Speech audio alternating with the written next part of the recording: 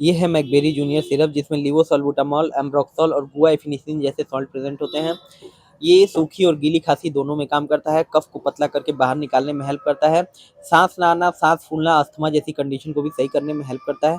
ये बच्चों के लिए ये सिर्फ यूज़ होता है, कुल डोजेज़ की बात कर लें तो 5 ml सुबह, दोपहर, शाम इसे लेना होता है या फिर जैसे आपके डॉक्टर प्रिस्क्राइब करें उस हिसाब से आप यूज़ कर सकते हैं।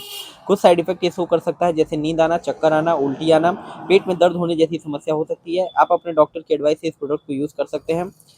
एमआरपी की बात कर लें तो 97 रुपये में 60 ml नज़दीकी दवा घर पे आपको मिल जाएगा। अगर आपको हमारा वीडियो पसंद आया हो तो लाइक करें और ऐसा ही कंटेंट देखना चाहते हो तो सब्सक्राइब करें।